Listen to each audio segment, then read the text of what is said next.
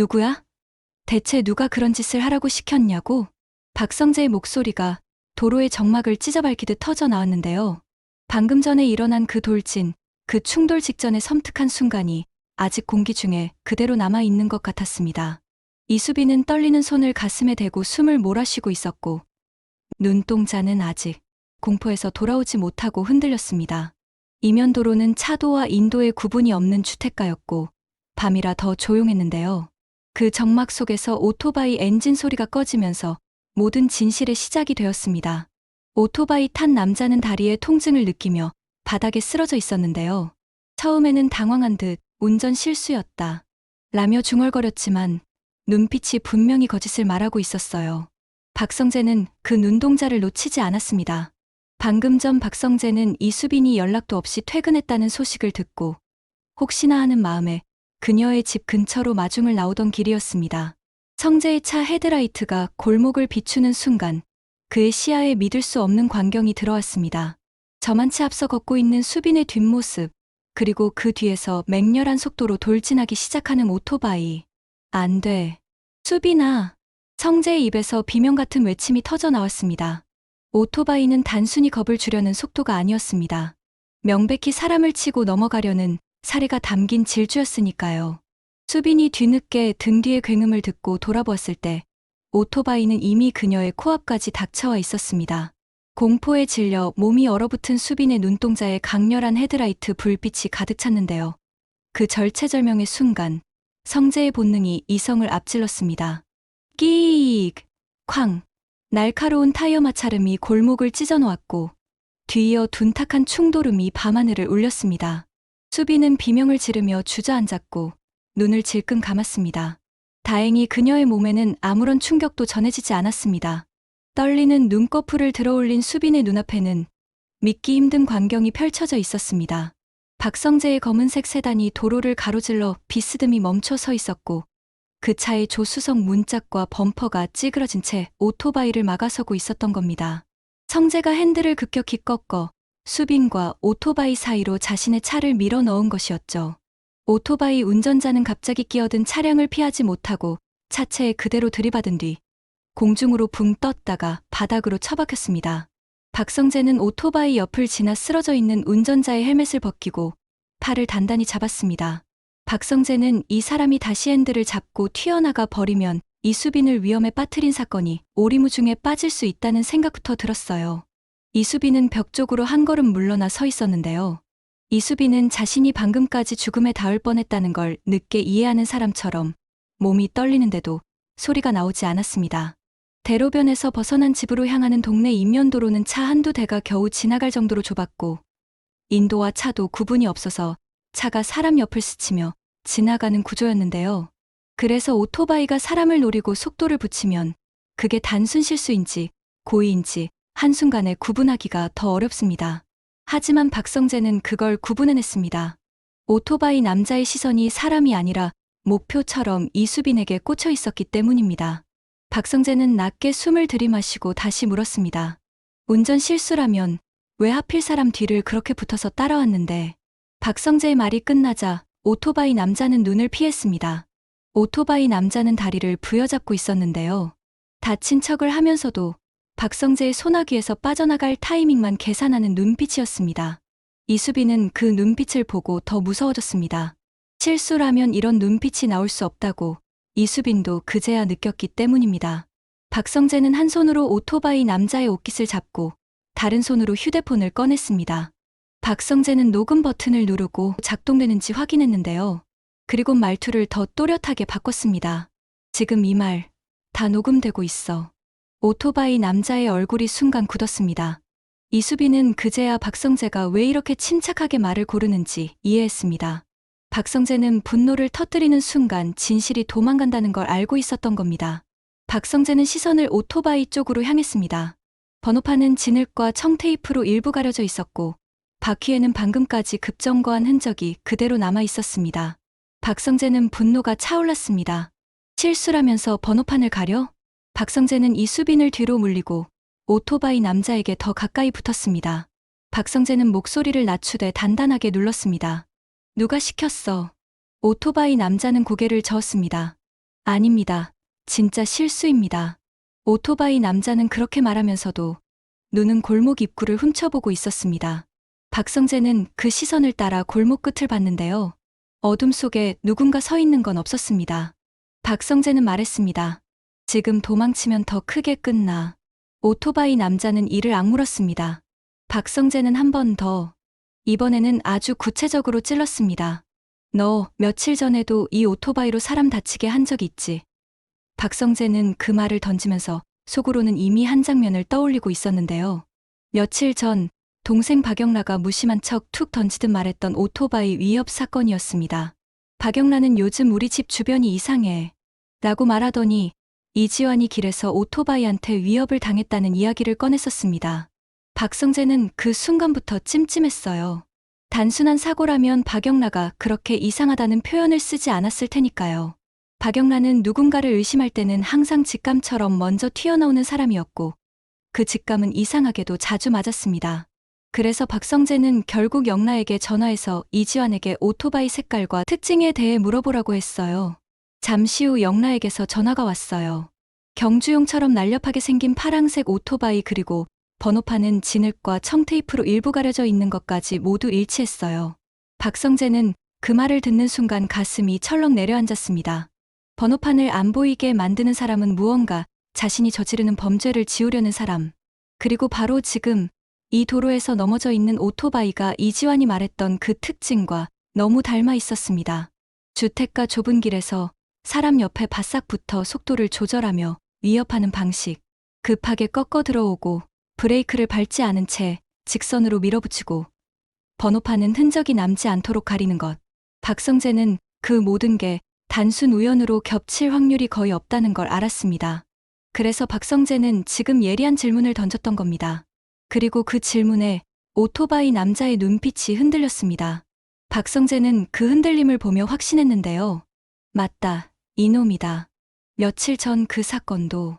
박성재는 목소리를 높였습니다. 그때도 번호판 가렸지. 박성재가 그렇게 말하자 오토바이 남자는 체념하듯 고개를 떨구었습니다. 박성재는 바로 그 순간을 놓치지 않았습니다. 이수빈은 박성재를 혼자 두면 이 남자가 또 도망갈 것 같은 공포가 더 컸습니다. 박성재는 이수빈의 그런 눈을 보고 마음이 더 급해졌습니다. 이수빈이 이런 공포를 평생 끌어안게 만들었다면 그건 절대 그냥 넘어갈 일이 아니야. 박성재는 오토바이 남자의 턱을 살짝 들어올리듯 시선을 붙잡았습니다. 마지막으로 물을게. 박성재는 아주 천천히 말했습니다. 지금 여기서 말하면 그나마 살 길이 있어. 누가 시켰는지만 말하면 뒤는 우리가 봐주지. 하지만 계속 실수라고 우길 경우 내 아버지 박진석 회장님이 너를 쥐도새도 모르게 없앨 거야. 무서운 분이거든. 오토바이 남자는 눈을 감았다가 떴습니다. 그리고 마치 스스로에게 변명하듯 중얼거렸습니다. 난 진짜 죽이려고 한 건 아니었어요. 이수빈의 등골이 서늘해졌습니다. 박성재의 눈빛이 바뀌었습니다. 누가 죽이라고 했는데. 오토바이 남자는 입을 다물었습니다. 박성재는 숨을 고르고 말을 이어갔습니다. 죽일 뜻이 없었다는 말은 누가 죽이라는 주문을 했다는 뜻이잖아. 오토바이 남자는 눈을 치켜떴지만 이미 늦었습니다. 박성재는 더 세게 몰아붙이지 않았습니다. 박성재는 오히려 조용히 기다렸는데요. 그 침묵이 사람을 더 무너뜨립니다. 오토바이 남자는 결국 다친 무릎을 끌어안 듯 주저앉았습니다. 그리고 그 입에서 나온 단어가 이 집안 전체를 무너뜨릴 첫 번째 신호였습니다. 사모님이. 박성재는 심장이 한번 크게 내려앉았습니다. 이수빈은 그 단어를 듣고도 바로 이해하지 못했습니다. 이수빈에게 사모님은 그냥 멀리 있는 누군가의 호칭이었는데요. 박성재에게 그 호칭은 단 하나였습니다. 고성이었습니다. 박성재는 목소리가 떨리는 걸 억지로 눌러 말했습니다. 사모님이 누구야? 오토바이 남자는 눈을 피하며 대답했습니다. 고성이, 사모님이요. 이수빈은 그제야 이해했습니다. 이수빈의 얼굴이 새파랗게 굳었습니다. 이수빈은 입술을 떨며 말했습니다. 설마. 이수빈의 목소리는 분노보다 공포에 가까웠습니다. 고성이는 이미 이수빈에게 각서를 쓰라고 했고, 모욕을 했고, 손을 올려 때리려고까지 했던 사람이었습니다. 그런데 이제는 사람을 시켜 이수빈을 죽이려고까지 했다고요. 이수빈은 그 순간 자기 몸 안에서 무언가가 뚝 끊어지는 느낌이 들었습니다. 박성재는 오토바이 남자의 어깨를 잡고 더 구체적으로 확인했습니다. 고성이가 뭐라고 했는데 오토바이 남자는 머뭇거리다가 말했습니다. 죽이던가 평생불구로 만들던가. 박성재가 되물었습니다. 박성재는 얼굴이 굳었습니다. 고성이는 사람을 사람으로 보지 않는 방식으로 말했을 겁니다. 박성재는 잠깐 눈을 감았습니다. 머릿속에 과거가 한꺼번에 올라왔습니다. 자신이 어린 시절, 고성이에게서 따뜻한 말 한마디 듣지 못했던 시간들, 고성이가 늘 한우진 이야기만 나오면 표정이 바뀌던 순간들, 그리고 자신이 무언가 잘못했나 싶어 더 열심히 아들이 되려고 노력했던 기억들. 그런데 지금 그 사람이 나를 위해서가 아니라 나를 무너뜨리기 위해 움직였다니. 박성재는 오토바이 남자에게 말했습니다. 돈은 얼마 받았어? 오토바이 남자는 고개를 떨궜습니다. 천금이요. 박성재는 다시 물었습니다. 어디서 받았는데요? 오토바이 남자는 입술을 깨물었습니다. 현금으로. 박성재는 끈질기게 이어갔습니다. 누가 줬는데요? 오토바이 남자는 주위를 두리번거렸습니다. 박성재는 그 시선을 끊어내듯 말했습니다. 지금 여기서 누굴 기다리는 거면 그 사람도 같이 잡혀요. 오토바이 남자는 그 말에 무너졌습니다. 중간에 사람 하나 있어요. 박성재는 바로 물었습니다. 누구요? 오토바이 남자는 고개를 저었습니다. 이름은 몰라요. 박성재는 심장이 뛰었습니다. 중간책이 있다는 건 흔적이 남는다는 뜻입니다. 박성재는 즉시 경찰에 신고했습니다. 주택가 고의 교통사고 의심입니다. 박성재는 이어 말했습니다. 사람이 다쳤고 지시한 사람이 있다는 자백이 있습니다. 신고를 끊자마자 박성재는 녹음이 켜져 있는지 다시 확인했습니다. 이수빈은 벽에 기대어 숨을 고르고 있었는데요. 이수빈은 박성재를 바라보며 말했습니다. 오빠, 내가 뭘 잘못했죠? 이수빈은 죄책감이 아니라 이해할 수 없다는 감정으로 울먹였습니다. 박성재는 그 말을 듣고 더 분노가 치밀었습니다.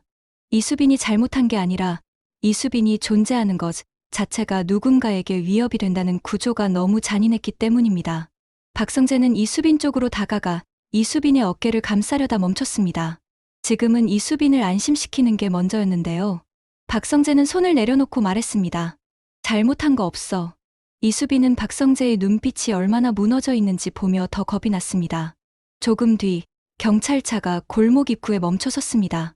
경광등 소리가 이면도로를 울렸습니다. 경찰은 오토바이 남자를 일으켜 세우며 물었습니다. 어떻게 사고가 났죠? 오토바이 남자는 처음엔 똑같이 말했습니다. 실수입니다. 오토바이 남자는 그 말을 반복했는데요. 그런데 경찰이 번호판을 확인하려 하자 오토바이 남자가 급하게 몸을 돌렸습니다. 그 순간 경찰은 테이프와 흙으로 가려진 번호판을 보았습니다. 경찰의 표정이 바뀌었습니다. 이수빈은 그 장면을 보고 무릎이 풀릴 뻔했습니다. 정말 우연이 아니었구나. 박성재는 경찰에게 말했습니다. 이 사람, 방금 자백했습니다. 경찰이 되물었습니다. 무슨 자백이요? 박성재는 폰을 들었습니다. 녹음되어 있습니다. 경찰은 즉시 증거 확보를 하기 시작했어요. 주변 CCTV를 조사하고 편의점과 세탁소 외벽 카메라까지 확인 범위를 넓혔습니다. 이면도로는 대로변처럼 선명한 방범 인프라가 없을 수 있는데요. 하지만 역설적으로 이런 동네는 작은 가게마다 자기 카메라가 있고 주민들이 이상한 움직임을 더 잘 기억합니다. 고성이는 그걸 계산하지 못했을 겁니다. 아니면 계산했어도 통제할 수 있다고 믿었을 겁니다. 경찰은 오토바이 남자의 상태를 확인하고 다리 통증을 이유로 병원 동행이 필요하다고 했습니다. 오토바이 남자는 그 틈에 다시 실수를 주장하려 했는데요. 박성재는 경찰 앞에서 차분하게 말했습니다. 이 사람은 실수가 아니라 지시를 받았다고 말했습니다. 경찰은 오토바이 남자의 진술을 다시 받겠다고 했습니다. 이 과정에서 오토바이 남자는 처음엔 말끝을 흐렸습니다. 하지만 경찰이 번호판 가림은 단순 과실이 아니라 고의 은폐라고 못 박자 오토바이 남자의 눈빛이 완전히 바뀌었습니다. 오토바이 남자는 겁에 질렸습니다. 그는 고성이보다 경찰과 법이 더 무서웠습니다. 오토바이 남자는 결국 병원으로 가기 전 다시 입을 열었습니다. 죄송합니다. 경찰이 묻습니다. 누가 시켰습니까? 오토바이 남자는 한참을 버티다가 드디어 말했습니다. 고성이 사모님이요. 경찰은 오토바이 남자의 신원 조회를 했고 휴대폰을 확보했습니다. 경찰 조사 후 박성재는 이수빈을 집 앞까지 데려다 주겠다고 했는데요. 이수빈은 고개를 저었습니다. 오빠, 나 집에 혼자 못 들어가. 그 말이 박성재의 가슴을 찢었습니다. 이수빈은 이제 집이 더 이상 안전한 공간이 아니게 됐습니다. 박성재는 이수빈에게 말했습니다. 오늘은 내가 옆에 있을게. 이수빈은 눈을 크게 뜨며 물었습니다. 어머니가 진짜 그랬을까요? 박성재는 대답을 못했습니다. 박성재는 아직 어머니라는 단어를 입에 담는 것도 아팠습니다. 하지만 사실은 사실이었습니다. 그리고 박성재는 그 사실을 아버지 박진석에게 숨길 수 없었습니다. 다만 박성재는 지금 당장 감정적으로 들이받으면 고성이는 더 빠르게 도망가거나 흔적을 지울 거라는 것도 알고 있었습니다. 박성재는 그날 밤 경찰서에서 사건 접수 번호와 담당자 연락처를 받았습니다. 박성재는 담당 경찰에게 말했습니다. 혹시 외압 들어올 수 있습니다. 경찰은 박성재의 눈을 보며 대답했습니다. 저희도 그 가능성 염두에 두겠습니다. 박성재는 그 한마디에 더 무서워졌습니다. 외압이 들어올 수 있다는 말은 고성이가 그만큼 힘이 있다는 뜻이기 때문입니다. 박성재는 집으로 돌아가지 않았습니다. 박성재는 자신의 차 안에서 녹음 파일을 한 번 더 확인했습니다. 박성재는 자신의 손이 이렇게까지 떨리는 걸 처음 느꼈습니다. 그 떨림은 분노가 아니라 절망이었습니다. 내가 평생 받은 사랑이 없었던 이유가 단순한 미움이 아니라 계획이었나. 박성재는 그 생각을 하는 순간 속이 울렁거렸습니다. 다음 날 아침, 박성재는 박진석을 만나러 회장실에 갔습니다. 박진석은 아들의 얼굴을 보는 순간 걱정이 되었습니다. 박성재의 얼굴이 너무 창백했기 때문입니다. 박진석은 묻습니다. 무슨 일이냐? 박성재는 대답을 미루지 않았습니다. 박성재는 USB를 꺼내 테이블 위에 올렸습니다. 박성재는 말했습니다. 아버지, 어젯밤 제가 사귄다고 말씀드렸던 수빈이가 죽을 뻔했습니다. 박진석의 눈빛이 번쩍했습니다. 누가? 박성재는 숨을 고르고 말했습니다. 오토바이였습니다. 박진석은 인상을 찌푸렸습니다. 사고냐? 박성재는 단호하게 말했습니다. 사고처럼 보이게 만든 겁니다. 박진석은 순간 말을 잃었습니다. 박성재는 녹음 파일을 재생했습니다. 거기에는 박성재의 목소리, 이수빈의 떨리는 숨, 그리고 오토바이 남자의 자백이 들어 있었습니다. 고성이 사모님이요. 그 한 문장이 흘러나오는 순간 박진석은 시간이 멈춘 듯 움직이지 않았습니다. 박진석은 처음에는 반응하지 않았습니다.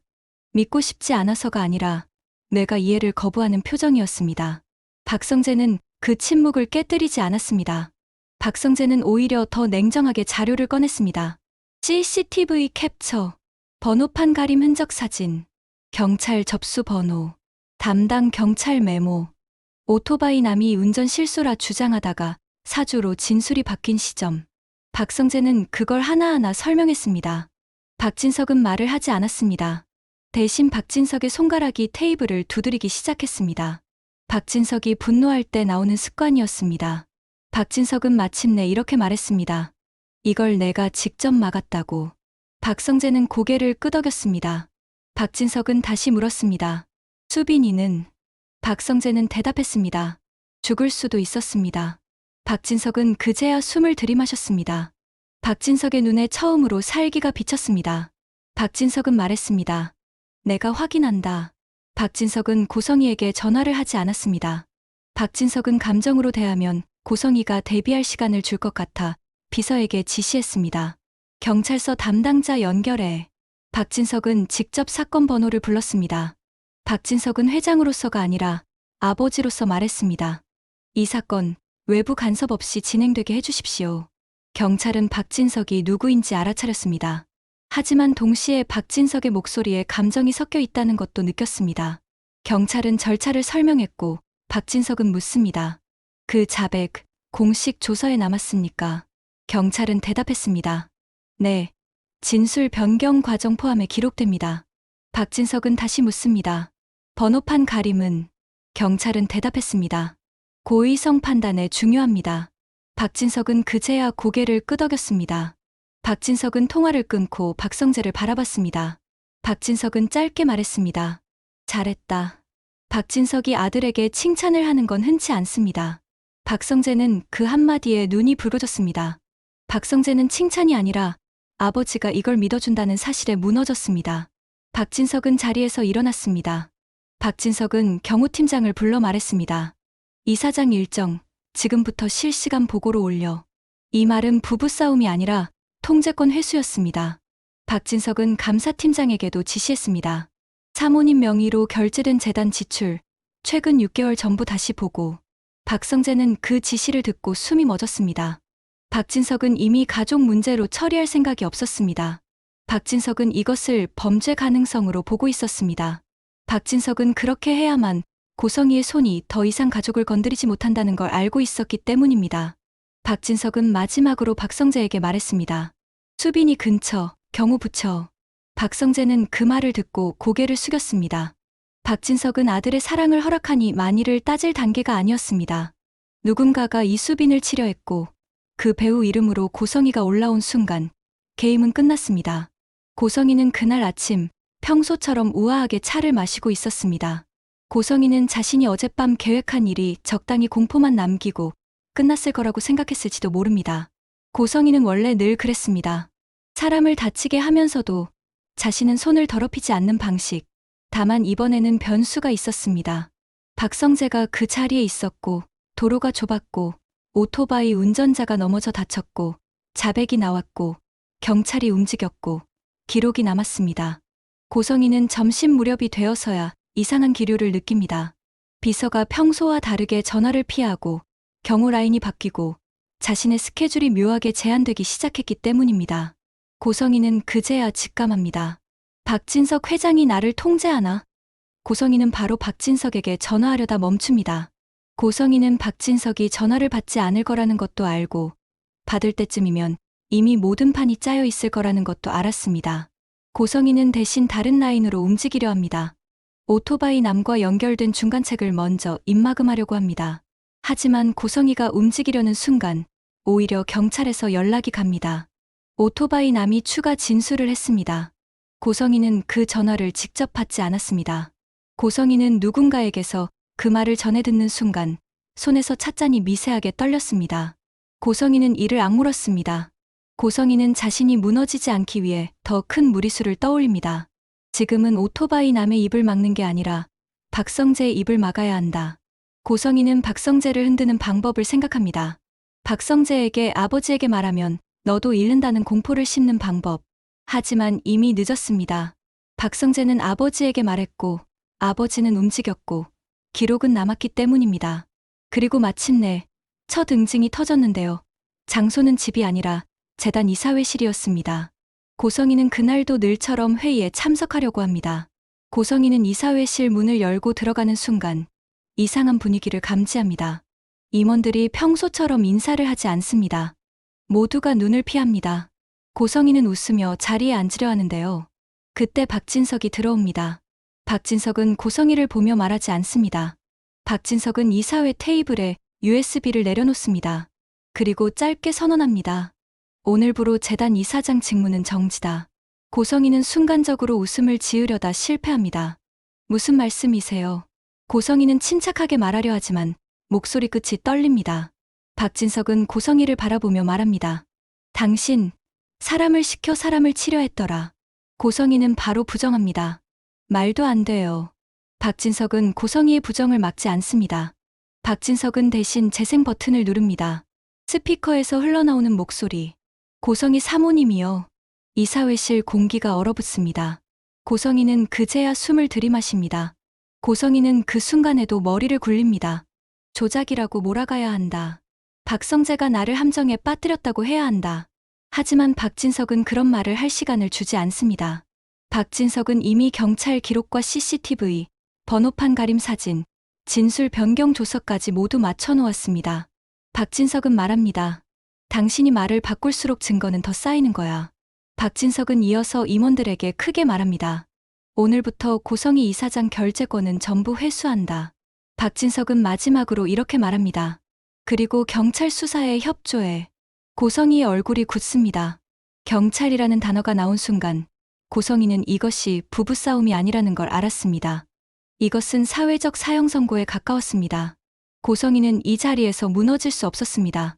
하지만 그녀가 버티는 만큼 오히려 임원들은 더 확신하게 됩니다. 정말로 무언가 숨기는 게 있다. 고성희는 억지 웃음을 지으며 말하려 합니다. 회장님, 오해예요. 박진석은 그 오해라는 단어를 듣고 처음으로 표정이 흔들립니다. 박진석의 목소리가 낮아집니다. 오해로 내 아들이 차를 가로로 세워야 했냐. 박진석은 한 글자씩 누르듯 말합니다. 오해로 내 며느리가 될지도 모를 아이가 죽을 뻔했어. 박진석은 가족을 해치려 한 죄를 문제 삼고 있습니다. 그리고 이 순간 고성희의 몰락은 시작이 아니라 이미 진행 중이었습니다. 왜냐하면 박진석은 이 일로 끝내지 않을 것이기 때문입니다. 박진석이 한번 의심하기 시작하면 그 다음은 반드시 확인입니다. 박진석은 고성희의 지난 25년을 다시 들여다볼 겁니다. 박성재의 어린 시절이 왜 그렇게 차가웠는지, 고성희가 왜 한우진이라는 이름에 집착했는지, 왜 병원과 돈의 흐름이 늘 어딘가로 사라졌는지, 왜 어떤 비밀은 박진석만 몰랐는지, 그 모든 질문이 이제는 사건이 되어 움직이기 시작합니다. 그리고 이 사회의 침묵 속에서 박성재는 손끝이 저린 채 서 있었습니다. 박성재는 자신이 가장 듣고 싶지 않았던 진실을 자기 손으로 끌어올렸다는 사실을 알고 있었습니다. 하지만 박성재는 동시에 이수빈의 얼굴을 떠올립니다. 이수빈의 떨리는 입술, 집에 혼자 못 들어가겠다는 말, 그 공포. 박성재는 그 공포를 끝내기 위해서는 무엇이든 해야 한다고 마음을 굳힙니다. 박진석도 마찬가지입니다. 박진석은 가족을 지키는 방식이 더 이상 믿음일 수 없다는 걸 깨달았습니다. 박진석은 이제 응징이라는 이름으로 가족을 지킬 겁니다. 그리고 그 응징의 다음 칼날은 아직 드러나지 않은 더 큰 비밀을 향해 조용히 방향을 틀기 시작합니다.